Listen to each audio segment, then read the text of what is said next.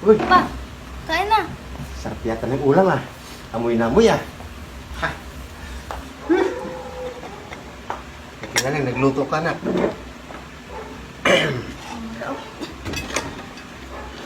Ayan. Asan yung ulam? Ayun o. Pambihira naman. Ba't nakatali yan? Bakit? Nagtitipid tayo ngayon.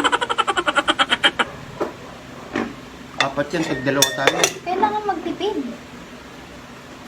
Ano? Amoy lang, amoy lang, amoy lang. Meron o. Subo kanin. Pambihira ko. Ano yan? May tuyo, may sausawan? Ano ito? Pre-sausawan? Amoy din. Amoy din yan? Grabe ka naman. Bakit? Try mo. Paano ga? Try mo. Oh. Ganyan. Hindi ah. Sample ah.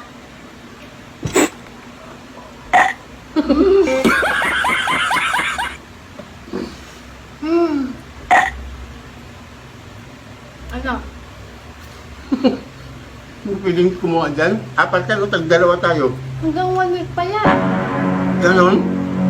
Grabe naman. Nagtitipid tayo ngayon. Para matipid. Amoy lang. Amoy lang? Sayang oh. Amoy talaga? Baka pang 1 month pa yan eh. Ang bihira naman o.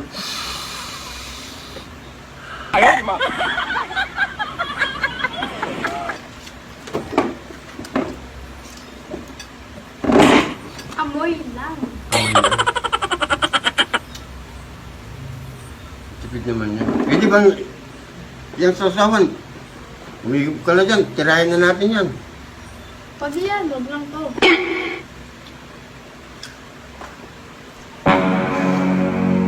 Pwede bang isawsa? Ganyan siya.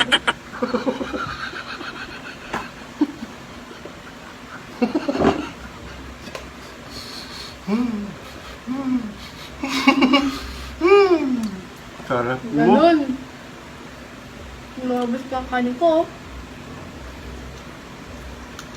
Yung dalawa, kulit tag-isa tayo. Eh hindi, pang 1 month pa yan. Sumabot na Wala na tayong pera. Sausawan na lang pala. Saus. Kasi man. May iba tayo. Oh.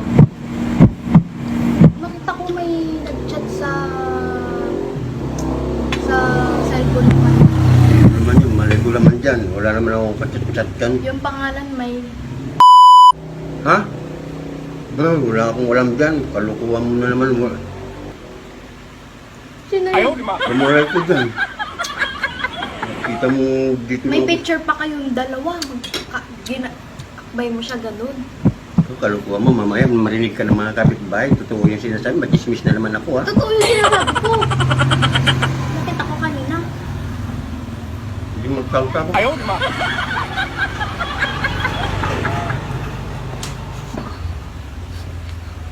Pap? Kakating ko na yata. Hindi mo kakagat. Amoy lang. Tapos saw-saw dito. Mahirap mang buhay ngayon.